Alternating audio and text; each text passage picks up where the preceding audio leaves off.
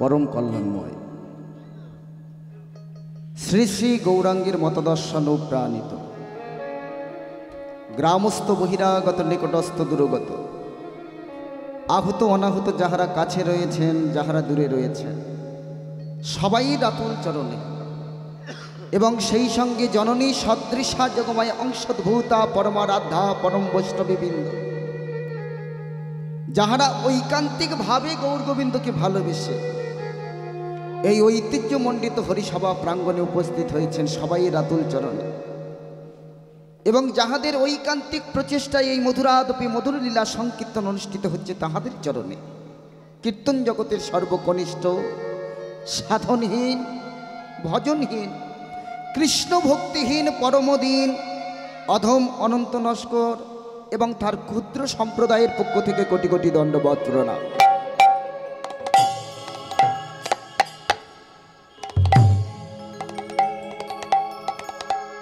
আমরা গৌর চরণ ভজলাম কি ভজলাম না, আমরা নিতাই চরণ ভজলাম কি ভজলাম না, তাতে মহাপ্রভুর কিছু আসে যায় না বাবা। কিন্তু যিনি পরম করুণা করে কৃপা করে আমাদের মতো হতভাগ্য কলিজীবের দুর্দশা লক্ষ্য করে তিনি নেমে এসেছিলেন এই ধরিত্রীর মাঝারে, কতটা ঋণী আমরা তার কাছে। তিনি নাম দিয়েছেন, প্রেম দিয়েছেন, এই জগতের বুক থেকে জাত ধর্মের বেড়াজাল তিনি টুকরো টুকরো করে দিয়েছেন। এই যে মানুষে মানুষে ভেদাভেদ তিনি দূরীভূত করেছেন। শুধু বাঙালি নয় বাবা, বহু খ্রিস্টান বহু মুসলমান তারা তাদের ধর্ম ভুলে তারা দুটি বাহু তুলে হরি বল বলেছিল। সেই মহাপ্রভু আমাদের মতো বাঙালিদের মাঝেই তিনি জন্মগ্রহণ করলেন, কিন্তু সেই ভগবানকে ভগবান ভেবে বুঝতে না পেরে আমরা তাকে বাংলা থেকে দূর করে তাড়িয়ে দিলাম।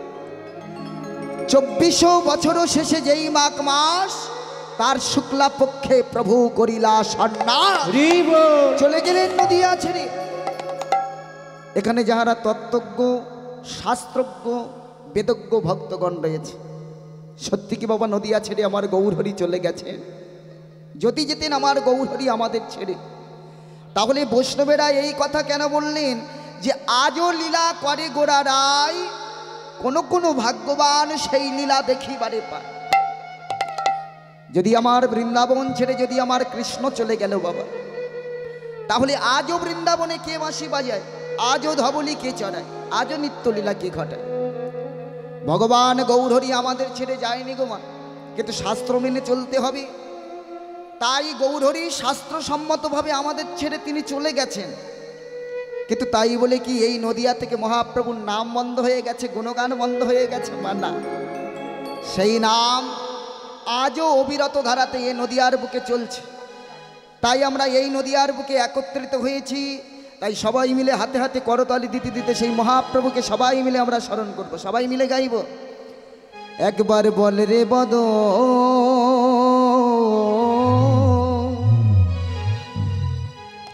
বল রে বদ, সুধা মাখায়ে হরে কৃষ্ণ নাম। সবাই মিলে বল রে বদ, বল রে বদ,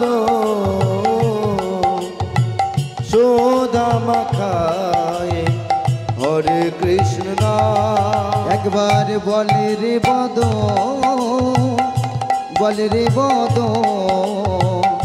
সুধা মাখায়ে হরে কৃষ্ণ নাম। বল রে বদ, বল রে বদ, সুধা মাখায়ে হরে কৃষ্ণ নাম। সুধা মাখায়ে হরে কৃষ্ণ নাম, মধু মাখায়ে হরে কৃষ্ণ নাম। সুধা মাখায়ে হরে কৃষ্ণ নাম। জপ রে বল হরে কৃষ্ণ নাম। সুধা মাখায়ে হরে কৃষ্ণ নাম, মধু মাখায়ে হরে কৃষ্ণ নাম সুধা মাখায়ে হরে কৃষ্ণ নাম মধু মাখায়ে হরে কৃষ্ণ নাম একবার বলে রে বদন সুধা মাখায়ে হরে কৃষ্ণ নাম নিতাই গৌর হরি বল বলে রে বদন বলে রে বদন সুধা মাখায়ে হরে কৃষ্ণ নাম বলে রে বদন সুধা মাখায়ে হরে কৃষ্ণ নাম বলে রে বদন বলে রে বদন সুধা মাখায়ে হরে কৃষ্ণ ভজরে ভজরে মন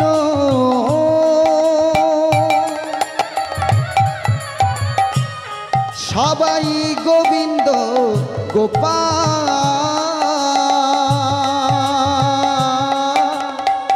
এই হরি নাম ছাড়া জীবে গতি নাহিয়া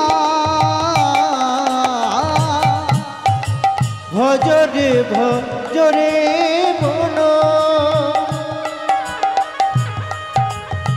গোবিন্দ গোপাল এই হরিনাম ছাড়া জীবে গতি নাহিয়া তোমরা ভজরে ভজরে মন সবাই গোবিন্দ গোপাল এই হরি নাম ছাড়া জীবে গতি নাহিয়া ভজরে ভজরে মন গোবিন্দ গোপাল এই হরিনাম ছাড়া জীবে গতি নাহিয়া একবার বলে রে বদন সুধা মাখায়ে হরে কৃষ্ণ নাম উলুধ্বনি হৃদয় গৌর হরি বল বলে রে বদন বলে রে বদন সুধা মাখায়ে হরে কৃষ্ণ নাম একবার বলে রে বদন সুধা মাখায়ে হরে কৃষ্ণ নাম বলে রে বদন বলে রে বদন সুধা মাখায়ে হরে কৃষ্ণ সুধা মাখায়ে হরে কৃষ্ণ সুধা মাখায়ে হরে কৃষ্ণ তাহলে বাবা আমরা শাস্ত্রমতে পেলাম গৌরহরি তিনি আমাদের ছেড়ে চলে গেছে। শাস্ত্রমতে গৌরহরি আমাদের ছেড়ে চলে গেলেও সেই নাম আজও অবিরত ধারাতে এই নদিয়ার বুকে চলছে। ঘরে বসে দি পাহারা, ঘরের মালিক আমি নই, করি শুধু খবরদারি আমার ভেবে মজে নই। তিন অবধি কইছে শুধুই চাই চাই চাই, কেউ তো ভেবে দেখলো না রে সংসারে কৃষ্ণ নাম হরি নাম ছাড়া কিছু নাই নাই নাই। প্রথমে কি বলছে? ঘরে বসে দি পাহারা, ঘরের মালিক আমি। এই যে আমি কথাটা বলা হয়েছে বাবা, এই আমির মধ্যে দুটো আমি রয়েছে, একটা কাঁচা আমি, একটা পাকা আমি। যে কাঁচা আমি সে সর্বদাই বলছে এ জমির মালিক আমি, এ বাড়ির মালিক আমি, এ সংসারের মালিক আমি। আর যে কাঁচা আমি সে কিন্তু কিছুই বলছে না বাবা এ জমির মালিক আমি, এ বাড়ির মালিক আমি, এ সংসারের মালিক আমি। তাহলে যে কাঁচা আমি সে সর্বদাই বলছে জমির মালিক, বাড়ির মালিক, সব কিছু আমার আমার আমার, মরে গেলে সব সরকারি খামার। এদিকে নড়িছ ওদিকে নাড়িছ, যখন ফুরাবে জমা, চোখে আঙুল দিয়ে টানি লইয়ে যাবে, নাহি পাবে সেখানে ক্ষমা। হও না এখানে রাজা কি দেওয়ান, ধনী কি কুলীন মানি, তা বলে ঘাটেতে নাহি পাবে ক্ষমা, আপনি সমালি জানি। স্ত্রী পুত্র বন্ধু এরা আপন গুজ্জ, এরা সব নিমের মতো তিতা। শেষের দিনে হাতে গলে দড়ি বেঁধে টেনে লয়ে গিয়ে সুন্দর মুখে জ্বালি দেবে চিতা। সম্বল তুমিও যা, সম্বল আমিও তা, আমাদের একটাই পরিচয়, আমরা হলাম ওই শ্মশান ঘাটের।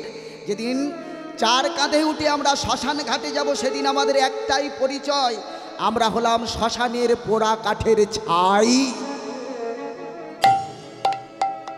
তাহলে মিছিমিছি এই দ্বন্দ্ব কেন? আজকের সামান্য এক কাঠা জমির জন্য ভাই হয়ে ভাইয়ের বুকে ছুরি বসিয়ে দিল, ছেলে হয়ে বাবার বুকে, বাবা হয়ে ছেলের বুকে, এই দ্বন্দ্ব কেন? আমরা তো সবাই জানি, আমরা তো প্রত্যেকেই জানি, আমরা হলাম পোড়া কাঠের ছাই। তাই মহাপ্রভু আমাদেরকে কৃপা করে আমাদেরকে এই মহামন্ত্র নামটা দিয়েছেন গো বাবা। এই কলিযুগের বুকে এই হরিনাম ছাড়া জীবের আর কোনো গতি নাই, গতি নাই, গতি নাই। এই হরিনাম এটা সংকীর্তন কেন না, সমবেতভাবে মানে একত্রিতভাবে এই নাম করা হয়, তাই এটা সংকীর্তন। এই হরিনাম আমাদেরকে কেই দিতে পারে? এই হরির বাসর আমরা তৈরি করব কেন? এই নামের মহিমা কি? এই হরিনামের গুণে একটা খারাপ ছেলে ভালো পথে আসতে পারে, এই হরিনামের গুণে একটা খারাপ মেয়ে ভালো পথে আসতে পারে, এই হরিনামের গুণে একটা চরিত্রহীন থেকে চরিত্রবান তৈরি হতে পারে, যদি আমরা সাধু গুরু চরণ ধরতে পারি। আমার অন্তর্যামী ভগবান বললেন, তোমরা যদি সাধুগুরু সঙ্গ করে আমাকে যদি স্মরণ করো, তোমরা যদি আমার দিকে এক পা এগিয়ে আসো, আমি তোমাদের দিকে দু পা এগিয়ে যাব। কিন্তু সাধুগুরু সঙ্গ করে তো বাবা কেউ আমরা ভগবানকে স্মরণ করি না গো। তাই তো আমার অনাদির আদি গোবিন্দ তিনি যে আমাদের ডাকে ধরা দেন না। একজন ভক্ত ভগবানকে প্রশ্ন করছেন, প্রভু আমরা তো ভগবানের মন্দিরে প্রত্যেকে ছুটে যাই, তাই না বাবা? আমি আপনি প্রত্যেকে ভগবানের মন্দিরে ছুটে যাই। এই আমার আপনার যাবার পিছনে আমাদের একটা করে কারণ রয়েছে, আমার আপনার যাবার পিছনে আমাদের প্রত্যেকের একটা করে স্বার্থ কাজ করছে। কি স্বার্থ? না আমরা কেউ গিয়ে বলছি, প্রভু আমার ছেলেটার যদি ভালো চাকরি হয়ে যায়, তাহলে আমার ছেলের ওজনে তোমাকে বাতাসা দেব। আবার কেউ আমরা গিয়ে বলছি, প্রভু আমার মেয়েটার যদি ভালো ঘরে সম্বন্ধ মানে বিয়ে হয়ে যায়, শুধু মেয়ে কেন, মেয়ে এবং জামাই দুজনের ওজনে তোমাকে বাতাসা দেব। প্রত্যেকেই আমরা প্রতিজ্ঞাবদ্ধ, প্রভু তুমি আমার বাসনা পূরণ করো, তার বিনিময়ে আমরা তোমাকে বাতাসা দেব। এই বাতাসা ছাড়া তো আর ভগবানকে আমরা আর অন্য কিছু দিতে শিখিনি গো বাবা। তাই আমার অন্তর্যামী ভগবান বললেন, আমার দুয়ারে এসে, আমার মন্দিরে এসে তোরা চাইবি কেন লোভীর মতো?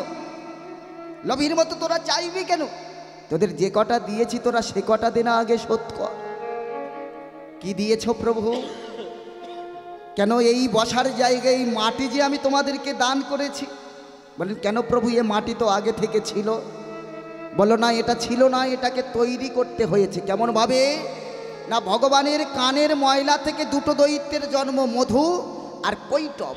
সেই মধু আর কৈটবের মেদ মানে চামড়া থেকে তৈরি হয়েছিল এই মেদিনী মানে মাটি, যার উপরে আমি আপনি প্রত্যেকে বসে রয়েছি। নিতাই গৌর হরি হরি।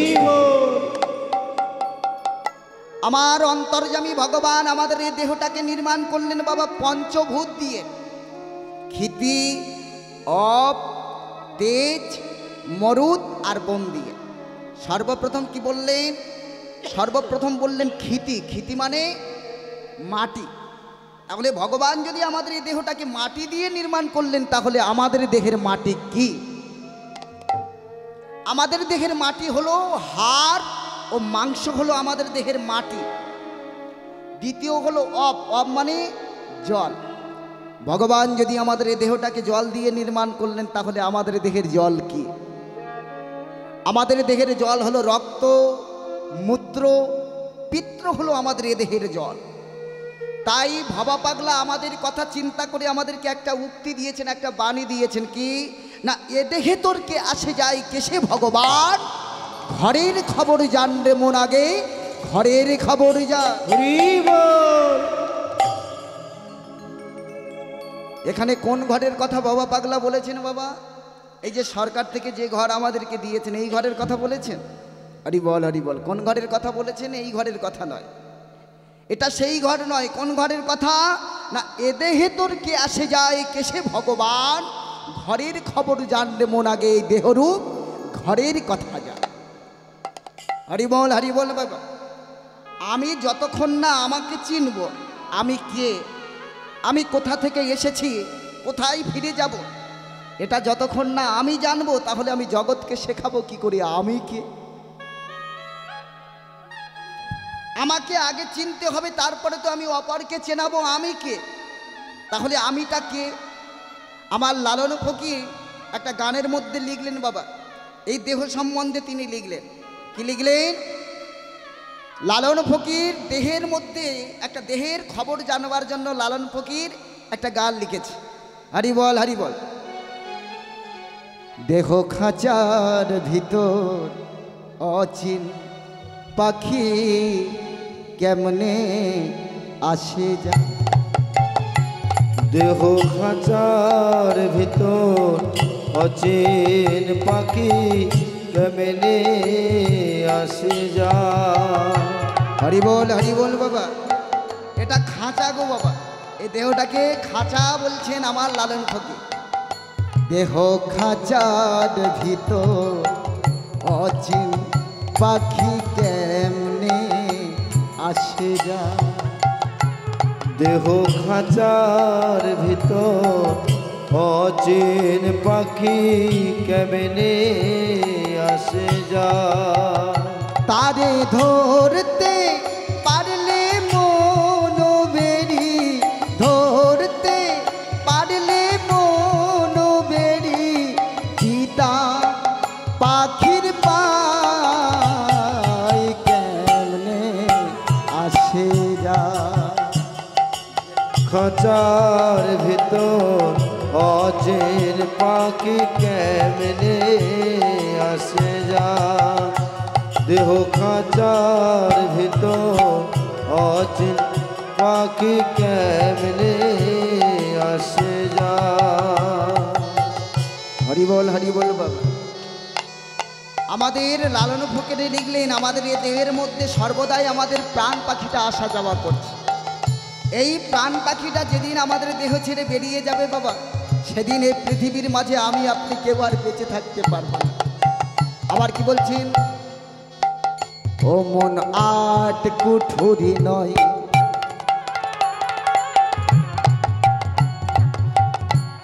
দরজায় আটা,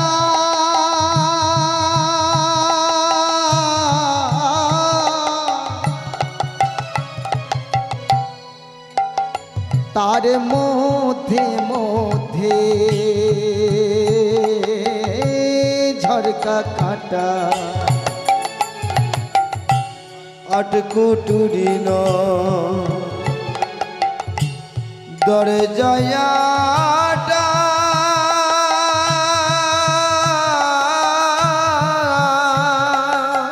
নিতাই গৌর হরি বল, হরি বল। মধ্যে মধ্যে ঝলকা কাটা। হরি বল, হরি বল। বাবা, আমাদের এ দেহের মধ্যে 9টা ছিদ্র রয়েছে, 9টা দরজা রয়েছে।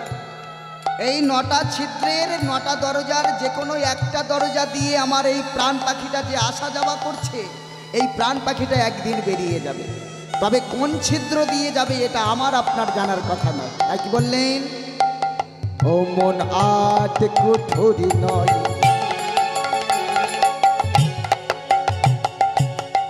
দরজায় আটা,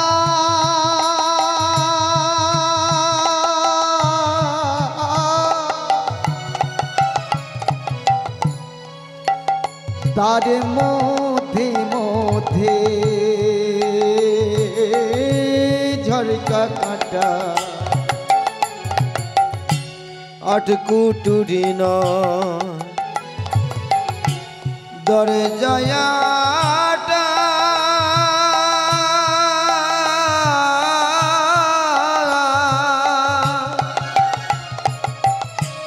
মোদে মোদে ঝলকা কাটা আবার তারু পরে সদর কোঠা, তারু পরে সদর কোঠা, আয়না মোহল তাই কেমনে আসে যা দেহ খাঁচার ভিতর অচিন পাখি কেমনে আসে যা দেহ খাঁচার ভিতর অচিন পাখি কেমনে আসে যায়। তাই গৌর দেহ খাঁচার ভিতর অচিন পাখি কেমনে আসে যা দেহ খাঁচার ভিতর অচিন পাখি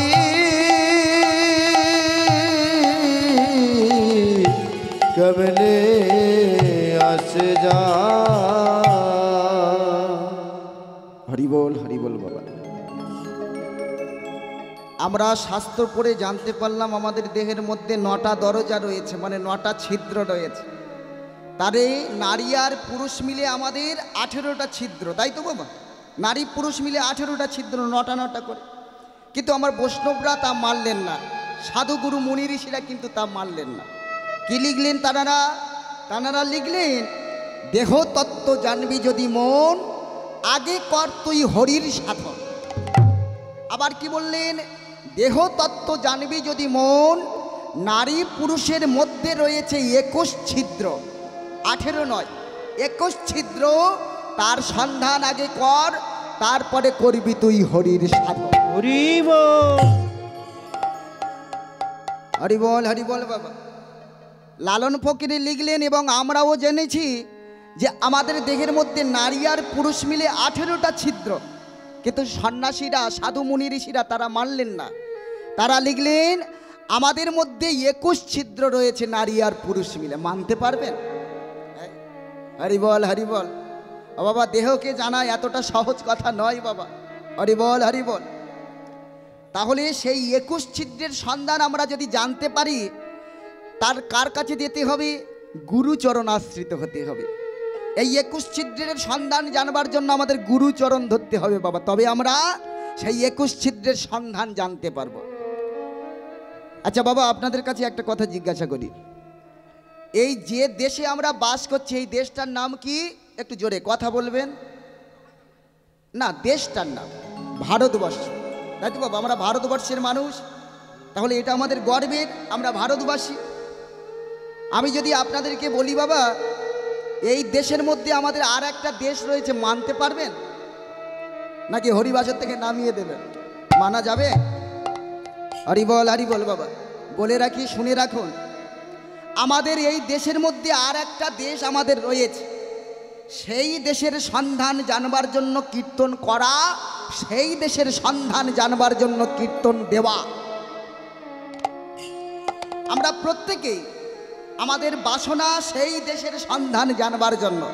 সেই দেশের সন্ধান আমি আপনাদের দেব, তবে যারা জানেন ভালো কথা, যারা জানেন তাদের সঙ্গে আমার এই থটটা মিলছে কিনা, আমার এই যুক্তিটা মিলছে কিনা একটু মিলিয়ে নেবেন। আর যারা জানেন না তারা শুনে নিন। হরি বল, হরি বল। দেখবেন বাবা, আমরা কোনো কিছু করতে গেলে সূত্র ছাড়া আমরা বাইরে যেতে পারবো না, আমাদের সূত্র মাফিক চলতে হয়। যেমন মনে করুন, অঙ্ক করতে গেলে, মানে গণিত করতে গেলে আমাদের একটা সূত্র রয়েছে, a প্লাস বি হোল স্কোয়ারের সূত্র যদি হয় তাহলে a square plus 2ab plus B square, এটা হলো অঙ্কের সূত্র। ঠিক তেমন যদি আমাদের এই গান বাজনা যে আমরা করছি, এরও একটা সূত্র রয়েছে, এর বাইরে আমরা কেউ যেতে পারবো না। এই সারেগামা পাধানিসার মধ্যে পৃথিবীর যত গান রয়েছে সব কিন্তু এর মধ্যে রয়েছে, এর বাইরে আমরা যেতে পারবো না, এটা সূত্র আমাদের। বাজনা করতে গেলে, বাজনা বাজাতে গেলে এরও একটা সূত্র রয়েছে, এর বাইরে আমরা কেউ যেতে পারবো না। ঠিক তেমনভাবে আমাদের এই দেহকে সাধন ভজন করতে গেলে, এই দেহকে জানতে গেলে আমাদের একটা সূত্র রয়েছে। এই সূত্রের বাইরে কেউ আমরা যেতে পারবো না। নিতাই গৌর হরি হরি বল। দিনের বেলা তো ভগবানকে স্মরণ করা আমাদের দ্বারা সম্ভব নয় বাবা, নানান কাজের আমরা ব্যস্ত হয়ে পড়ি। তাই আমাদের মূল উপায় হলো একমাত্র ভগবানকে ভজবার রাত্রিবেলা, তাই তো? তাই আমরা প্রত্যেকে যখন রাত্রিবেলা বিছানাতে ঘুমাতে যাব, ঠিক তার আগের মুহূর্তে আমাদের একটা কাজ করতে হবে, দেহ সাধন। কেমনভাবে? এই যে ডান পায়ের গোড়ালিটাকে টেনে এনে এই বাম দিকের তল পেটে এনে ঠেকাবেন, আবার এই বাম পায়ের গোড়ালিটাকে টেনে এনে এই ডান দিকের তল পেটে এনে ঠেকাবেন। এর একটা নাম রয়েছে, আপনারা সবাই জানেন, কিন্তু এখন হয়তো স্মরণ নেই। এর নাম হলো পদ্মাসন, তাই তো বাবা? পদ্মাসন। পদ্মাসন করলে কি হয়? পদ্মাসন করলে মনের মধ্যে কনসেন্ট্রেশন তৈরি হয়। কনসেন্ট্রেশন মানে কি? কনসেন্ট্রেশন হলো একাগ্রতা। ওই যে বাড়িতে যখন আমাদের বাচ্চারা ওই পড়াশোনা করবার সময় পা হাত পা ছাড়িয়ে পড়াশোনা করে, বাবা মা ধমক লাগিয়ে বলে না, এই পা জড়ো করে বস, বাবু হয়ে বস, তাই না বাবা? কেন না? এই বাবু হয়ে বসলে বা হাঁটু গেড়ে বসলে আমাদের মনের মধ্যে একাগ্রতা তৈরি হয়, কনসেন্ট্রেশন তৈরি হয়। তাই শাস্ত্র কলম দিলেন কি না, concentration is best of policy in the world. এ বিশ্ব ব্রহ্মাণ্ডের বুকেই কনসেন্ট্রেশন, একাগ্রতাই হলো শ্রেষ্ঠ পথ। বৈদিক ঋষিরা, মণিরা, বৈষ্ণবরা যেমনভাবে দেহকে সাধন করেছিল। আচ্ছা বাবা, এই যে বৈষ্ণব, শুধু আমি নয়, প্রত্যেকটি কীর্তনিয়া হরিবাসরে উঠে বৈষ্ণব চরণ ধরতে চায়, তাই তো? বৈষ্ণবের চরণধুলি মাখতে চায়। আচ্ছা বাবা, কাদেরকে বৈষ্ণব বলা হবে একটু যদি বলেন? কাদের বলবো? যারা মালা পরেছে, পিছনে শিখা রেখেছে মানে টিকি রেখেছে, দাড়ি রেখেছে, হাতে ঝোলা নিয়েছে, তারাই শুধু বৈষ্ণব। নিরামিষ আহার করে বলে তারাই শুধু বৈষ্ণব। আমি আমিষ খাই, আপনি আমিষ খান, তাহলে আমরা কেউ বৈষ্ণব নয়, আমরা সবাই অবৈষ্ণব, তাই তো বাবা? এমন ধারণা কিন্তু আমাদের বহু দিন থেকে হয়ে আসছে। যারা নিরামিষ আহার করে, যারা ভাগবত পাঠ করে, ভগবানের গুণগান করে, যারা মালা টিকি দাঁড়িয়ে রেখেছে, তারাই শুধু বৈষ্ণব। যারা আমিষ খায় তারা কেউ বৈষ্ণব নয়, তারা হলো সবাই অবৈষ্ণব। আজকের আমি আপনাদের সামনে বলে যাচ্ছি বাবা, হরিবল হরিবল।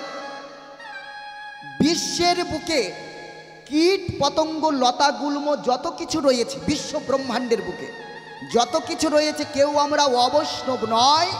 পৃথিবীর বুকে যত কিছু আছে, কীট পতঙ্গ লতা গুল্ম যত কিছু, আমরা সবাই এক একজন বৈষ্ণব। হরিবল। তার প্রমাণ দেখুন বাবা, আমরা যে বৈষ্ণব তার একটা ছোট্ট প্রমাণ দেখি। আমাদের যখন বিয়ে হয়, বিয়ের সময় পুরোহিত মশাই আমাদেরকে একটা কথা জিজ্ঞাসা করে, কি? এই যে বাবা, তোমার গোত্রের নাম কি? গোত্র। কেন গোত্রের নাম জিজ্ঞাসা করা হয়? মানে আমরা কোন মুনি থেকে এসেছি। এক একটি মুনির থেকে এই গোত্রগুলো তৈরি হয়েছে বাবা।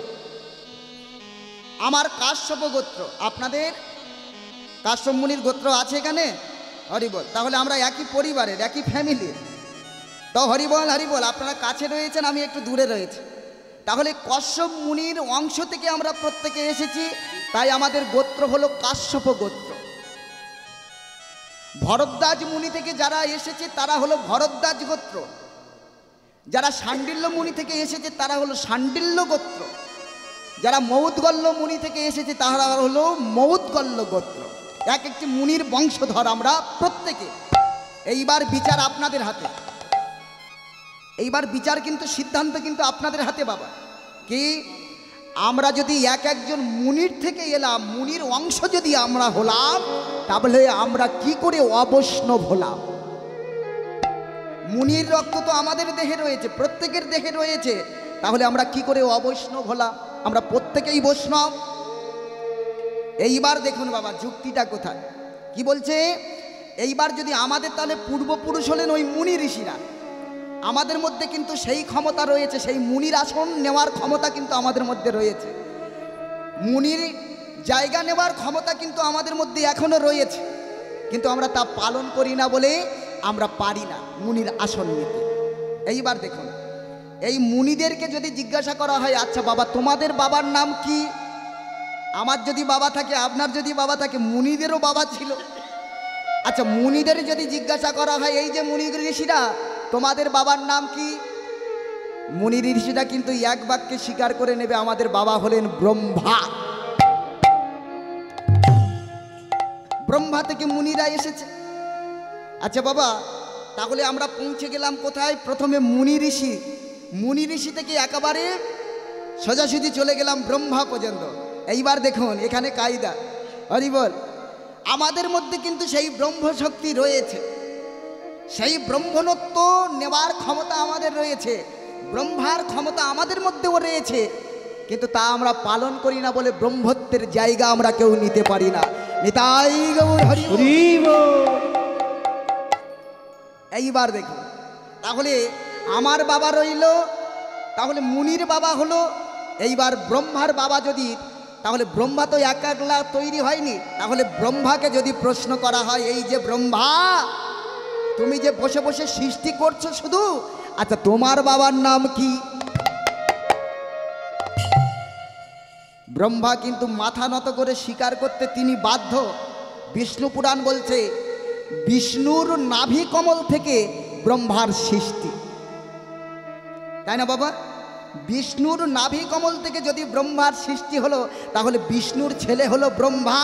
তাহলে আমাদের মধ্যে কত ক্ষমতা সেই বিষ্ণুর জায়গা নেওয়া, বিষ্ণুর আসন নেওয়ার মতো ক্ষমতা আমাদের মধ্যে রয়েছে, কিন্তু তা আমরা পালন করি না, তাই আমরা সেই বিষ্ণুর আসন নিতে পারছি না। হরি বল। এটাই শুধু তফাৎ বাবা। এটা তো বিষ্ণু পুরাণ বলছে, কিন্তু সৃষ্টি পুরাণ কিন্তু তা মানলেন না, সৃষ্টিতত্ত্ব কিন্তু তা মানলেন না। সৃষ্টিতত্ত্ব কি বলছে? সৃষ্টিতত্ত্ব বলছে বিষ্ণুর ছেলে ব্রহ্মা নয়। সৃষ্টি পুরাণ বলছে বিষ্ণুর ছেলে ব্রহ্মা হতে পারে না। ব্রহ্মা, বিষ্ণু এবং মহেশ্বর তিনজনেই হলেন এক মায়ের গর্ভের তিন সন্তান। ব্রহ্মা, বিষ্ণু, মহেশ্বর এনারা হলেন তিন ভাই।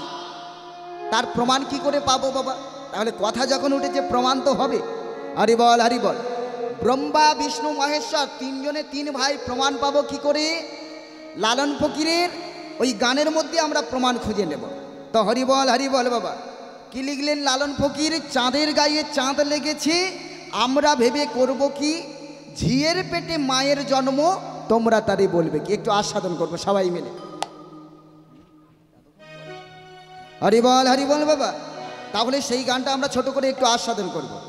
ওই চাঁদের গায়ে চাঁদ লেগেছে, আমরা ভেবে করব কি, চাঁদের গায়ে চাঁদ লেগেছে, আমরা ভেবে করব কি, চাঁদের গায়ে চাঁদ লেগেছে, ঝিয়ের পেটে মায়ের জন্ম, ঝিয়ের পেটে মায়ের জন্ম, তোমরা তারে বলবে কি, চাঁদের গায়ে চাঁদ লেগেছে, আমরা ভেবে করব কি, তাই গৌর হরি বল, হরি বল। চাঁদ লেগেছে।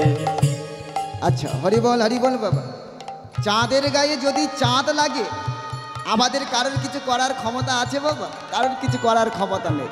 এখানে কোন চাঁদের কথা বলেছেন আর কোন চাঁদ এসে পড়েছে?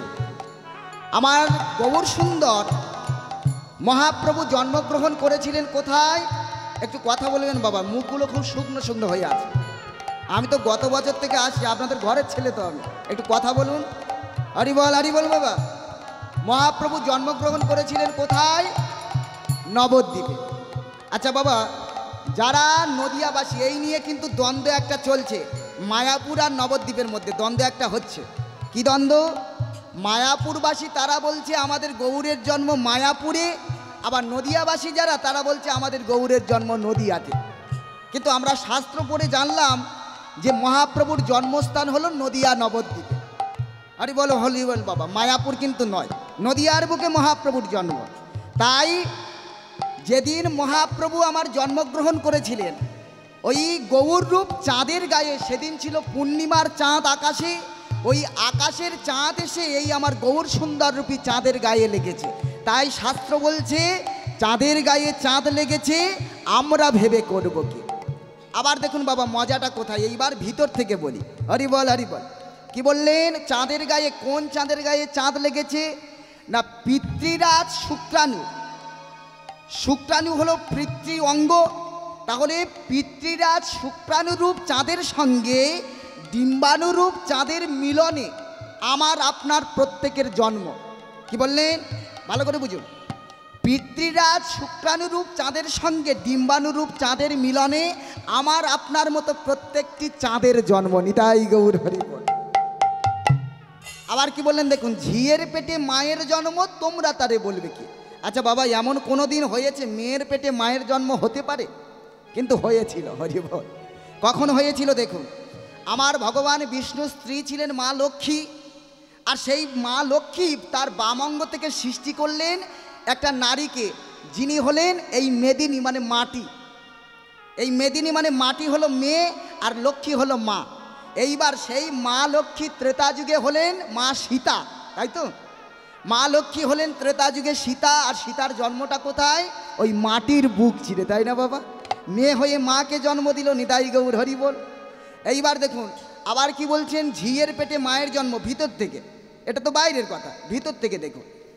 একটা কুমারী মেয়েকে কোনোদিন বাবা আমরা মা বলতে পারবো? বলা যাবে না। সে কারোর হয় কন্যা, নয়তো বা কারোর ভগিনী মানে বোন, কিন্তু কোনোদিন মা হতে পারে না। আবার সেই মেয়েটার যখন বিয়ে হয়ে যায়, বিয়ের পরে সে হয় কারোর পুত্রবধূ, নয়তো বা কারোর স্ত্রী, কিন্তু কোনোদিন মা হতে পারলো না। সে কখন মা হলো? যেদিন আমি আমার মায়ের গর্ভে এলাম, একদিন দুদিন করতে করতে 1 মাস 2 মাস 4 মাস 5 মাস পরে যখন মায়ের গর্ভ বাড়তে শুরু করলো, তখন কিন্তু লোকমুখে প্রচার হলো ও মা হতে চলেছে, তাই না বাবা? তার আগে পর্যন্ত কিন্তু আমার মা হয়নি, মেয়ে ছিল, কিন্তু মা হয়ে ওঠেনি। তাহলে আমার কারণে আমার মায়ের কিন্তু মা বলা। তাহলে মেয়ের পেটে, ঝিয়ের পেটে মায়ের জন্ম হচ্ছে। নিতাই গৌর হরি বল। এইবার দেখুন, 6 মাসের এক কন্যা ছিল, 9 মাসে তার গরিব হলো। 6 মাসে এক কন্যা ছিল,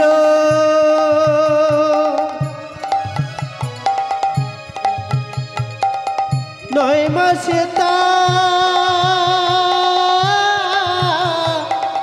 গর্ভ হলো। 6 মাসের এক কন্যা ছিল, 9 মাসে তার গরিব হলো। 6 মাসে এক কন্যা ছিল, 9 মাসে তার গর্ভ হলো। আবার 11 মাসে 3টি সন্তান, 11 মাসে 3টি সন্তান, কোনটা করবে ফকিরে? চাঁদের গায়ে চাঁদ আমরা ভেবে করব কি, চাঁদের গায়ে চাঁদ লেগেছে, আমরা ভেবে করব কি, চাঁদের গায়ে চাঁদ লেগেছে। হরি বল হরি বল বাবা। একটা 6 মাসের মেয়ে আসতে, একটা 6 মাসের মেয়ে, তার কোনো দিন পেটে বাচ্চা হতে পারে বাবা? তার গর্ভে কোনো দিন সন্তান আসতে পারে? এ কেমন অযৌক্তিক কথা, কিন্তু হয়েছিল বাবা। না হলে লালন ফকির লিখবেন কেন এমন কথা? তিনি তো আর পাগল হয়ে যান, আমাদের মতো সাধারণ মানুষ তো তিনি নন। তিনি লিখলেন 6 মাসের এক কন্যা। যখন বাবা এ বিশ্ব ব্রহ্মাণ্ডের বুকে যখন আমার কিছুই ছিল না, সৃষ্টি পুরাণে বলছে, এ বিশ্ব ব্রহ্মাণ্ডের বুকে যখন কিছুই ছিল না, তখন ছিলেন আমার আদি নিরঞ্জন। ওই আদি নিরঞ্জন নীর আকার মানে জলের আকার ধারণ করে একটা ঘটপত্রে বিরাজমান। যখন ঘটপত্রে বিরাজমান হয়ে রয়েছেন, ঠিক তখনই আমার ওই আদি নিরঞ্জন নীর আকার রূপে একটা নারী সৃষ্টি করলেন তার বামাঙ্গ থেকে, যাকে এ জগতে আমরা আদিশক্তি রূপে চিনি। ওই আদিশক্তি মাতা আমার করেছেন কি, ওই যে আমার আদি নিরঞ্জন আদিশক্তিকে একবার চুম্বন করেছেন, সৃষ্টি যখন করেছেন একবার চুম্বন করেছেন। আর চুম্বনের ফলে আমার মায়ের গর্ভ তৈরি হয়েছে। আর যখন মায়ের গর্ভ হলো, মা আমার গর্ভ যত নয় ছটফট করছে, তখন মা যন্ত্রণা না সইতে পেরে তার দুই হাতের নখের দ্বারা নখের আঘাত দিয়ে এই ব্রহ্মতালুটাকে চিরে দিল। যখন ব্রহ্মতালুটাকে চিরে দিল, এই ব্রহ্মতালু থেকে একটা সন্তানের জন্ম হলো, যাকে আমরা এ জগতে ব্রহ্মা রূপে চিনি। তখনও মা বুঝতে পারলেন যে তার গর্ভে সন্তান আরও রয়েছে। মা গর্ভযাতনা সইতে না পেরে দুই হাতের নখাঘাতের দ্বারা এই নাভি কমলটাকে চিরে দিল। এই নাভি কমল থেকে যে ছেলেটার জন্ম হলো, যাকে এ জগতে আমরা ভগবান বিষ্ণু রূপে চিনি। আবার বিষ্ণুর জন্মের পরে মা আবার বুঝতে পারলেন যে তার গর্ভে এখনো সন্তান রয়েছে। মা গর্ভযাতনায় ছটফট করছে, কি করবে? তাই আদি নিরঞ্জনকে ডাকলেন, প্রভু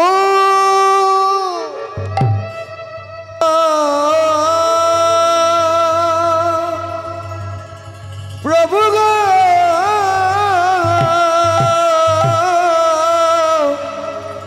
প্রভু গো,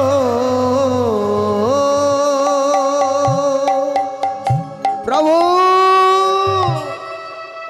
এই গর্ভযাতনা যে আর আমি সইতে পারছি না প্রভু, এই গর্ভযাতনা থেকে তুমি আমাকে মুক্তি দাও। আদি নিরঞ্জন করলেন কি বাবা? আদি নিরঞ্জন মায়ের মুক্তি দেবার জন্য, প্রসব যন্ত্রণা দূর করবার জন্য আমার ওই আদি নিরঞ্জন তার দুই নখাঘাতের দ্বারা মায়ের জনিদারটাকে চিরে দিল। সেখান থেকে একটা ছেলের জন্ম হলো, যাকে আমরা এ জগতে বাবা ভোলানাথ রূপে চিনি।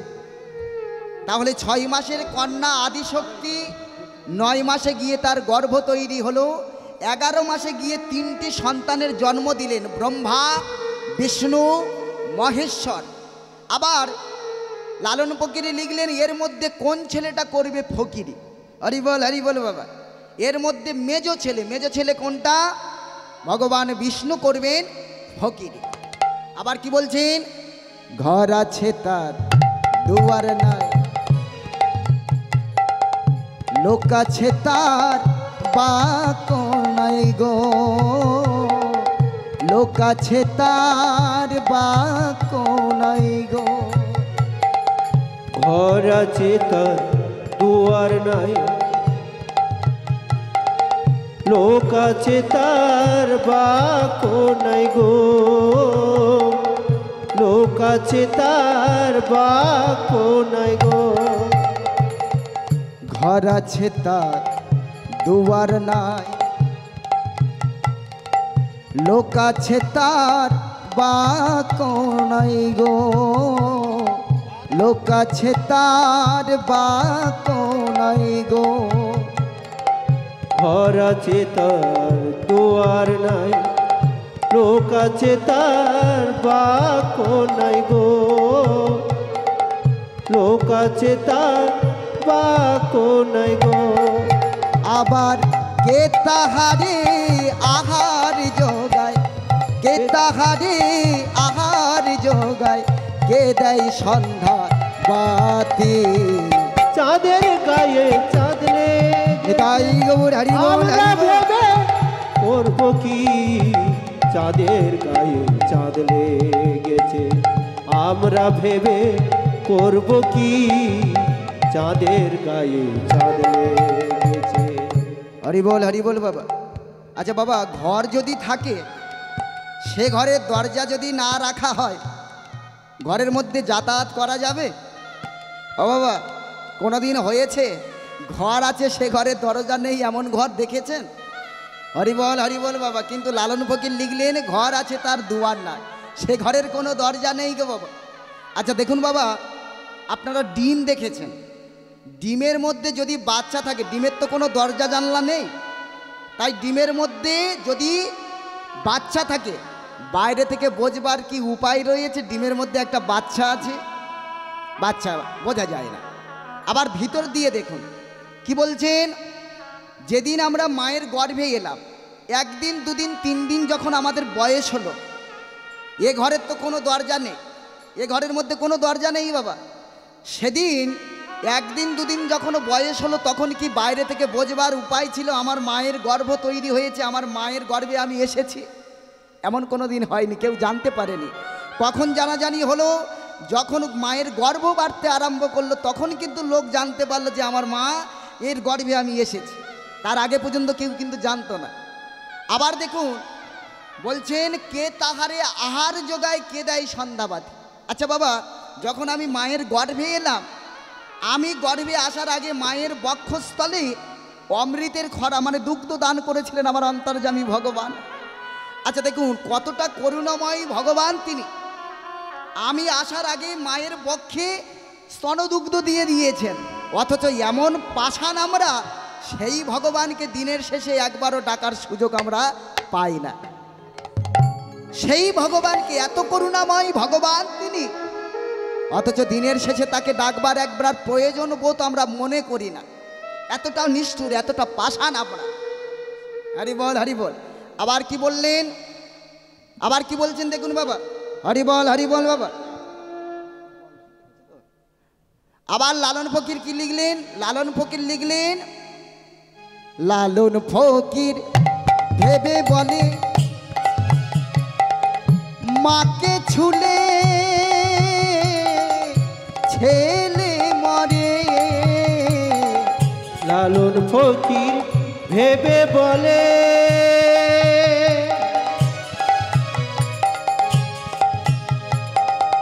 মাকে ছুঁলে ছেলে মরে। লালন ফকির ভেবে বলে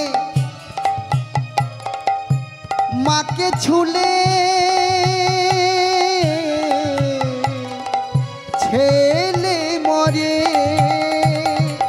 এই কয় কথা অর্থ নইলে, এই কয় কথার অর্থ নইলে তার হবে না ফকিরি। চাঁদের গায়ে তাই গৌর হরি বল, হরি বল। আমরা ভেবে করব কি, চাঁদের গায়ে চাঁদ লেগেছে। আমরা ভেবে করব কি, চাঁদের গায়ে চাঁদ লেগেছে। হরি বল, হরি বল বাবা। লালন ফকির লিখছেন, লালন ফকির ভেবে বলে মাকে ছুলে ছেলে মরে। এ কেমন মা আর কেমন ছেলে, তাই না বাবা? মাকে ছুঁলে নাকি ছেলে মরে, এটা হতে পারে কখনো? ছেলে যদি মাকে একবার ছুঁয়ে দেয় নাকি সে ছেলে মারা যায়। হরি বল, হরি বল বাবা। হয় কখন জানেন? এই যে আমাদের ব্রহ্মশক্তি, এই ব্রহ্মশক্তি যখন আস্তে আস্তে নিচের দিকে নামতে শুরু করে, এই ব্রহ্মবীজ যখন আস্তে আস্তে নিচের দিকে নামতে শুরু করে বাবা, একবার লালন ফকির বলছেন একবার স্বামী স্ত্রী মিলনে 60,000 সন্তান মারা যায়, 60,000 জীব হত্যা হয় একবার নারী পুরুষ মিলনে। এইবার ভেবে দেখুন আমরা সারা জীবন ধরে কত জীব হত্যা করেছি, কত জীব আমরা হত্যা করেছি। একবার নারী পুরুষে যদি 60,000 জীব হত্যা হয়, সারা জীবনে আমরা কোটি কোটি জীব ধ্বংস করেছি। তাহলে এই পিতৃরাজ শুক্রাণুর সঙ্গে ডিম্বাণুর মিলনে আমার আপনার প্রত্যেকের জন্ম হয়েছে। যারা আমরা ওই জীব থেকে বেঁচে রয়েছি তারা আমরা, আর যারা মারা গেছে তারা মারা গেছে। আমার লালন ফকির লিখলেন ওই ছেলে মারা যাবার ওই ভুলটা তোমরা করো না, তোমরা সংযত হও। এই কামকে, এই কামনা বাসনাকে নিম্নগামী না করে এই কামটাকে তুমি ঊর্ধ্বগামী করো। এই কামটাকে যেদিন তুমি ঊর্ধ্বগামী করতে পারবে সেটা কাম নয়, সেটা হলো প্রেম। আর এই প্রেমের ভাষা শিখিয়ে গেলেন আমার গৌরাঙ্গ মহাপ্রভু হরিনামের মধ্যে দিয়ে। হরি বল, হরি বল বাবা। এইবার আসল জায়গা থেকে আসা যাক। আমরা যে জায়গায় ছিলাম, বিছানাতে ঘুমাতে যাবার আগে এই ডান পায়ের গড়ালিটাকে টেনে এনে বাম দিকের তলপেটে, আবার এই বাম পায়ের গড়ালিটাকে টেনে এনে এই ডান দিকের তলপেটে এনে থাকাবেন। এইবার দুটো হাঁটুর উপরে এই দুটো হাত ঠিক এমনভাবে রাখবেন। রাখবার পরে চোখটাকে বন্ধ করে নেবেন। চোখটাকে বন্ধ করে নেবার সঙ্গে সঙ্গে এই চোখের দৃষ্টিটাকে নাকের ডগার উপরে আনতে হবে। চোখের দৃষ্টি নাকের ডগার উপরে আনতে হবে কিছুদিন।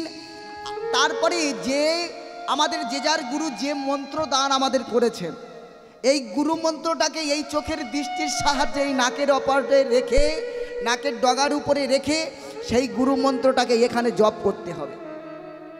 কিছুদিন যাবার পরে বৈদিক ঋষিরা মুনিরা পাবে, এটা আমার বানানো কথা নয়, বৈদিক ঋষিরা মুনিরা যেমনভাবে দেহকে সাধন করেছিল সেই পদ্ধতিটাকে শুধু আমি আপনাদের বলছি। এই নাকের ডগার উপরে রেখে কিছুদিন নাম করবার পরে এইবার এই নাকের ডগা থেকে চোখের দৃষ্টিটাকে আস্তে আস্তে এই দুই ভুরুর মাঝখানে যে জায়গাটা রয়েছে, এই দুই ভুরুর মাঝখানে আনতে হবে। এর একটা নাম রয়েছে, এই জায়গাটার নাম হলো আজ্ঞাচক্র। আমাদের দেহ সম্বন্ধে জানতে গেলে বাবা প্রথমে আমাদের চক্র সম্বন্ধে জানতে হবে। আমাদের দেহের মধ্যে একটা নয় দুটো নয়, আমাদের দেহের মধ্যে ছটা চক্র রয়েছে। এই চক্র সাধনা আগে আপনার করতে হবে। সর্বপ্রথম কি বলছেন, কি কি চক্র রয়েছে আমাদের দেহে? না, এই যে পায়খানার দাঁত, পায়খানার দ্বারের আড়াই অঙ্গুলি উপরে রয়েছে মূলাধার। এই যে আমাদের লিঙ্গের উপরে রয়েছে স্বাধিষ্ঠান। এই যে আমাদের নাভি কমলে রয়েছে মণিপুর। এই যে বুকের মধ্যে রয়েছে অনাহত। এই কণ্ঠস্থলে রয়েছে বিশুদ্ধ। আর এই দুই ভুরুর মাঝখানে রয়েছে আজ্ঞাচক্র। এইবার এই চোখের দৃষ্টিটাকে দুই ভুরুর মাঝখানে এনে এই আজ্ঞাচক্রে বসে গুরুদেব যে মন্ত্র দান করেছেন সেই মন্ত্রটাকে অবিরত ধারাতে এখানে জপ করতে থাকুন। আপনারা প্রশ্ন করতেই পারেন বাবা, যাদের গুরু মন্ত্র হয়নি, যাদের দীক্ষা হয়নি তাদের উপায়? ওই যে বাবা মহাপ্রভু যে মন্ত্র দিয়েছেন ওই নামে চালিয়ে দেবেন। কি নাম? হরে কৃষ্ণ কৃষ্ণ কৃষ্ণ হরে হরে, হরে রাম রাম রাম হরে হরে। ওই মন্ত্রটাকে এখানে জপ করবেন। জপ করতে করতে কিছুদিন যাবার পরে 1 মাস 2 মাস 3 মাস 1 বছর 2 বছর 3 বছর, যার যেমন সাধনা। ওই যে কথাই বলে না বাবা, যার যেমন ভাব তার তেমন লাভ। এই আজ্ঞাচক্রের বসে নাম করতে করতে ওই যে বাবা পদকর্তা লিখলেন, কি লিখলেন? একবার কৃষ্ণ নামে যত পাপ হরে, পাপীর সাধ্য নাই তত পাপ করে, কৃষ্ণ নাম হরি নাম বড়ই মধুর, যেই জনা কৃষ্ণ ভজে সে বড় চতুর, সে বড়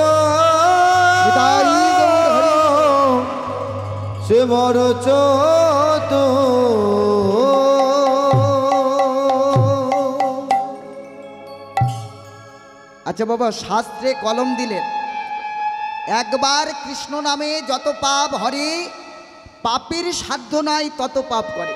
আচ্ছা বলুন তো বাবা, একবার হরিনাম করলে জীবের যদি সকল পাপ দূরে চলে যায়, তাহলে আমি পাপ করব নাম করব, পাপ করব নাম করব, তাহলে তো হয়ে যাবে, পাপ তো ক্ষয় হয়ে যাবে। কি বলেন বাবা? তাই তো? হরি বল বাবা। শাস্ত্র ধরে আমাদের চলতে হবে, শাস্ত্র মেনেই চলতে হবে। তাহলে পাপ করলে, কৃষ্ণ নাম করলে যদি ধুয়ে মুছে সাফ হয়ে যায়, তাহলে একবার করে কৃষ্ণ নাম করব আবার পাপ করব, তাহলে তো ধুয়ে যাবে না বাবা। এমন করে হয় না, এমনভাবে পাপ ধোয়ানো যায় না। কোন নাম করলে, একবার কৃষ্ণ নাম করলে কোন নাম করলে আগে যারা দূরে চলে যাবে, পাপ দূর হয়ে যাবে, সেটা কোন নাম? না, এই দুই ভুরুর মাঝখানে এই আজ্ঞা চক্রে বসে কিছুদিন নাম করতে করতে যেদিন আপনি আপনার চোখের জল ধরে আর রাখতে পারবেন না, যেদিন এখানে বসে নাম করতে করতে যেদিন এই নয়ন দ্বারা অবিরত দ্বারাতে পরিচিত হবে, যেদিন একবার কৃষ্ণ বলার সঙ্গে সঙ্গে আপনি এ দু নয়নের ধারা আর ধরে রাখতে পারবেন না, সেদিন একবার কৃষ্ণ বলবার পরে আপনার এই যে আপনি সারা জীবনে যত পাপ করেছেন সব ধুয়ে মুছে সেদিন পরিষ্কার হয়ে যাবে। এখানে বসে কিছুদিন নাম করতে করতে এখানে বসে কিছুদিন নাম করতে করতে বাবা দেখবেন কিছুদিন পরে এখানে একটা আগুনের গোলা তৈরি হবে। আর এই আগুনের গোলাটা যেদিন তৈরি হয়ে যাবে সেদিন আপনি যে ভগবানকে ভালোবাসেন, আপনি যে দেবদেবীকে ভালোবাসেন, দেখবেন এই দুই ভুরুর মাঝখানে এই আজ্ঞা চক্রের মধ্যে সেই ভগবানের প্রতিচ্ছবিটা আপনার চোখের সামনে ভেসে উঠবে। সেদিন জানবেন সেটাই হলো ভাগবত প্রেম, সেটাই হলো ভগবান দর্শন। ওই যে ভগবান দর্শন করবার জন্য আমরা নবদ্বীপ বৃন্দাবনে ছুটে মরছি বাবা, ওই ভগবান দর্শন নয়। নবদ্বীপ বৃন্দাবনে গেছেন বাবা? হরিবল মায়েরা গেছেন? আচ্ছা, ভগবানকে দেখেছেন? হরিবল হরিবল বাবা। ভগবান আপনি দেখতে পাননি তাই না বাবা? ওটা তো আমাদের নিজেদের তৈরি করা ভগবান, হাতে করে আমরা তৈরি করে ভগবানকে রেখেছি মন্দিরে প্রতিষ্ঠা করে।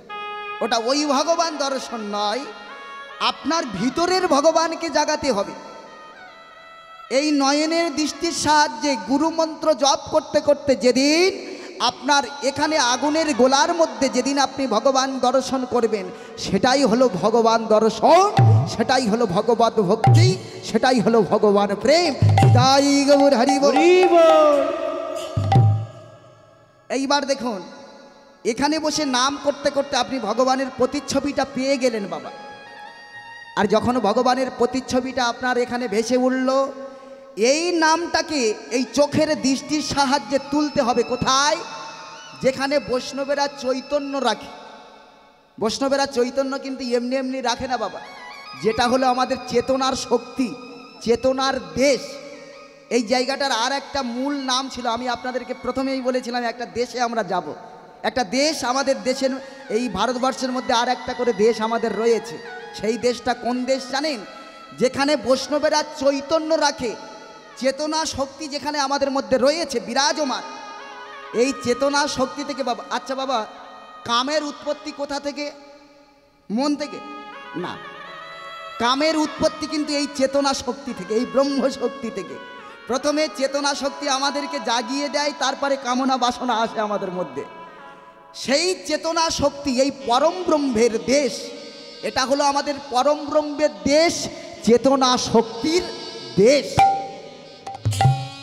এই চেতনা শক্তি জাগাবার জন্য কীর্তন করা, এই চেতনা শক্তি জাগাবার জন্য পরম ব্রহ্মের সন্ধান জানবার জন্য আপনাদের এই হরিবাসরে বসে থাকা, এই হরিবাসর লাখো লাখো কোটি কোটি হরিবাসর তৈরি করা, আর আমাদের মতো কীর্তনিয়াদের এনে আপনাদের সামনে দাঁড় করানো, শুধুমাত্র মনের আনন্দ দূর করবার জন্য নয়, মনের নিবৃত্তি দূর করবার জন্য নয় বাবা। কীর্তনটা এত ফাজলামি ব্যাপার নয়, শুধু নেচে নেচে চলে গেলাম এমন ফাজলামি বিষয় নয়। এই চেতনা শক্তি জাগাবার জন্য যে নাম করা, এই চেতনা শক্তিকে জাগিয়ে এই পরম ব্রহ্মের দেশে পৌঁছানো হলো আমাদের মূল কর্তব্য।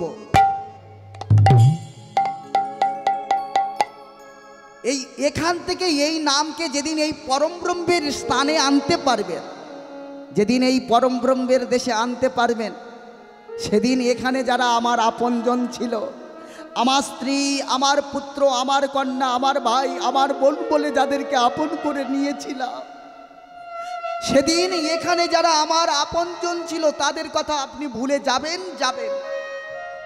সেদিন আর আপনার এদের কথা কারণ মনে পড়বে না, এদের কথা আপনার আর মনে থাকবে না। সেদিন আপনি পরমানন্দের দেশে গিয়ে আপনার সেই বিশেষ মানুষকে আপনি খুঁজে পাবেন। সেই বিশেষ মানুষটি হলেন আমার গৌর হরি। সেদিন এদের কথা ভুলে গিয়ে সেদিন আপনার গৌর হরির সঙ্গে সাক্ষাৎ হবে এই পরম ব্রহ্মের দেশে। যেদিন এই পরম ব্রহ্মের দেশের মধ্যে আপনি গৌর হরির সন্ধান পাবেন, চেতনা শক্তি জাগাবার পরে যেদিন আপনার মধ্যে ব্রহ্মত্ব শক্তি জেগে উঠবে, সেদিন কি হবে জানেন বাবা? সেদিন যেটা হয়েছিল আমার গৌরাঙ্গ মহাপ্রভুর, যেটা হয়েছিল আমার রামকৃষ্ণ পরমহংসের, যেটা হয়েছিল আমার স্বামী বিবেকানন্দের, যেটা হয়েছিল বাল ব্রহ্মচারীর, যেটা হয়েছিল লোকনাথ ব্রহ্মচারীর, শেষে সাধনা যখন ঊর্ধ্বগামী হতে হতে এই পরম ব্রহ্মের দেশে মিশে যাবে, এই পরম ব্রহ্মের জায়গায় যখন আমাদের এই চেতনা শক্তি, এই সাধনা যখন মিশে যাবে, এই কৃষ্ণ নাম একত্রিত হবে, তখন আস্তে আস্তে ধীরে ধীরে আমাদের হয়ে যাবে ভাব সমাধি। যেটা হয়েছিল আমার গৌরাঙ্গ মহাপ্রভুর বাবা। হ্যাঁ বাবা, এটাই হলো সাধনার শেষ স্তর। ধীরে ধীরে ধীরে ধীরে হয়ে যায় ভাব সমাধি। এইবার দেখুন বাবা, ভিতরের ভগবানকে আপনারা দেখলেন, ভিতরের ভগবানকে এখন আর আপনাদের অসুবিধা হবে না, কোথায় রয়েছে, কেমন করে পাওয়া যাবে, আর অসুবিধা হবে না। এইবার দেখুন, আমাদের বাইরে যেমন ভিতরে একজন ভগবান রয়েছে, বাইরেও কিন্তু আমাদের ভগবান আছে। সেই ভগবানকে দেখেছেন কোনো দিন? ও বাবা একটু মাথাগুলো নাড়ুন, দেখেছেন? আচ্ছা, কে বলেন তো বাবা? আচ্ছা, আপনার চরণে শতকোটি প্রণাম বাবা, একদম ঠিক জায়গাতে রয়েছে। ওই নবদ্বীপ বৃন্দাবনে ছুটে গিয়ে ভগবান দর্শন, এটা ভগবান দর্শন নয় গো বাবা। ওই ভগবানকে পাওয়া আমাদের মূল উদ্দেশ্য নয়। আমাদের রক্ত মাংসের একজন ভগবান আমাদের রয়েছে। সেই রক্ত মাংসের ভগবান হলেন আমাদের বাবা ও মায়েরা। কেন? এই যে ভগবান শব্দটাকে যদি দুটো ভাগে ভাগ করা যায়, কি পাবো?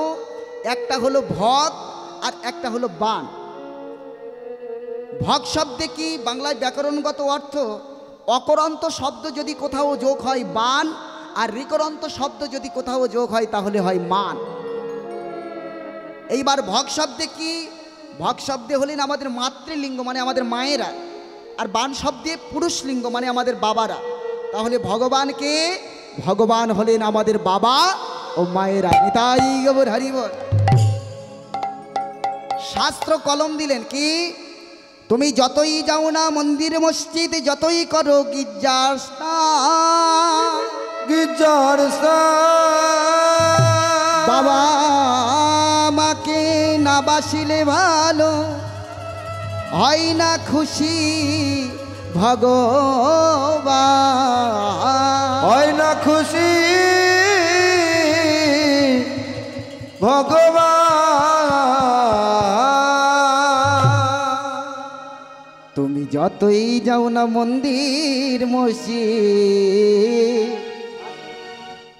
যতই যাও না মন্দির মসজিদ, যতই করো গঙ্গা স্নান, বাবা মাকে না বাসিলে ভালো হয় না খুশি ভগবান, বাবা মাকে না বাসিলে ভালো হয় না খুশি ভগবান। যতই যাও না মসজিদ মন্দির, যতই যাও না মসজিদ মন্দির, যত করো গঙ্গা স্নান, বাবা মাকে না বাসিলে ভালো হয় না খুশি ভগবান, বাবা মাকে না বাসিলে ভালো হয় না খুশি ভগবান। হ্যাঁ বাবা, বাবা মায়ের উপরে কোনোদিন ভগবান খুঁজতে যেও না গো বাবা। বাবা মায়ের উপরে কোনোদিন ভগবান খুঁজতে যেও না, তাহলে বড় ঠকবে। বাবা মায়ের উপরে কোনোদিন ভগবান খোঁজার চেষ্টাও করবেন না। হরিবল হরিবল। কি বলছেন? বাবা মা হলেন আমাদের সবার সেরা। পৃথিবীর বুকে যত কিছু আছে, যতই আপনজন হোক না কেন, বাবা মায়ের মতো কোনোদিন আপন হতে পারে না কেউ। তুমি যতই যাও না মন্দির মসজিদ, যতই যাও না মন্দির মসজিদ, যতই করো গঙ্গা স্নান, বাবা মাকে না বাসিলে ভালো হয় না খুশি ভগবান, বাবা মাকে না বাসিলে ভালো হয় না খুশি ভগবান, বাবা মাকে না বাসিলে ভালো হয় না খুশি ভগবান, বাবা মাকে না বাসিলে ভালো হয় না খুশি ভগবান। বাবা মাঝে সবার সেরা এ জগৎ সংসারে,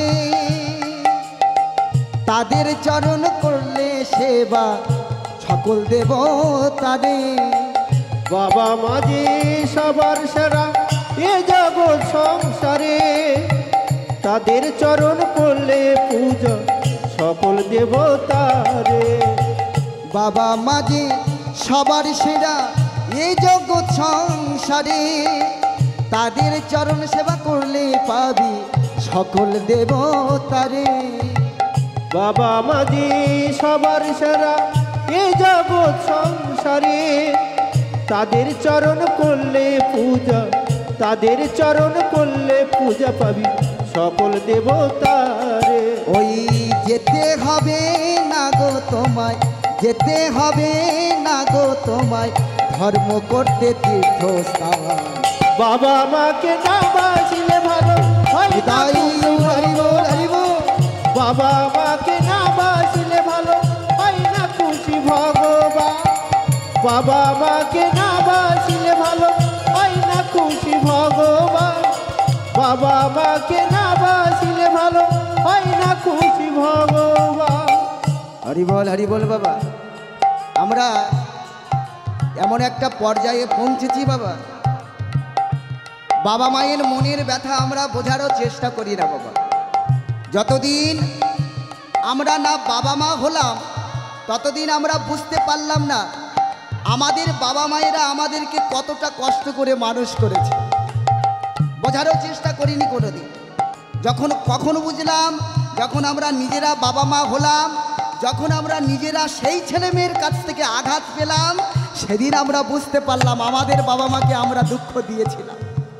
আমি যদি আমার বাবা মাকে 1 গুণ দুঃখ দিয়ে থাকি বাবা, সেই দুঃখ আমার জীবনে 3 গুণ হয়ে ফিরে আসতে বাধ্য। হরি বল। তোমায় বুকে জড়িয়ে ধরে কত কষ্টে মানুষ করে, সেই বাবা মা চোখেতে জল কভু যেন না ঝরে। তোমার বুকে জড়িয়ে ধরে কত কষ্ট মানুষ করে, সেই বাবা মা দু চোখে জল কবু যেন না ঝরে। তোমায় বুকে জড়িয়ে ধরে কত কষ্টে মানুষ করে, সেই বাবা মার চোখেতে জল কভু যেন না ঝরে। তোমার বুকে জড়িয়ে ধরে কত কষ্ট মানুষ করে, সেই বাবা মা দু চোখে জল কবু যেন নাই ঝরে। এই পৃথিবীর আশা রে ভাই এই বাবা মার জন্য, তাদের চরণ করলে সেবারে তোর জীবন হবে ধন্য।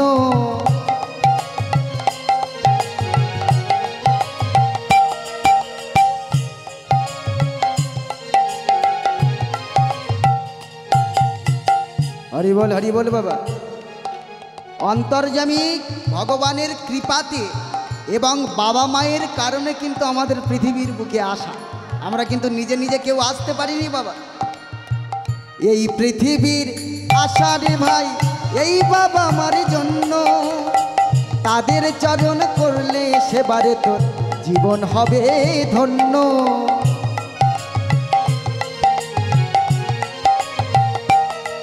আবার তাদের মতো গুরু যে আর, তাদের মতো গুরু যে আর নেই তো কোনো ত্রিভুবন। বাবা মাকে না বাসিলে ভালো হয় না উলুধ্বনি নিতাই গৌর হরি বল। বাবা মাকে না বাসিলে ভালো হয় না খুশি ভগবান। তুমি যতই যাও না মন্দির মসজিদ, যতই যাও না মন্দির মসজিদ, যতই করো গঙ্গা স্নান, বাবা মাকে না বাঁচলে ভালো হয় না খুশি ভগবান। বাবা মাকে না বাঁচলে ভালো হয় না খুশি ভগবান। বাবা মাকে না বাসিলে ভালো হয় না খুশি ভগবান। বাবা মাকে না বাসিলে ভালো হয় না খুশি ভগবান। বাবা মাকে না বাসিলে ভালো হয় না খুশি ভগবান। হরি বল বাবা। বাবা মায়ের উপরে কোনোদিন ভগবান খোঁজার চেষ্টা করবেন না। বাবা মায়ের উপরে কোনোদিন ভগবান হতে পারে না বাবা।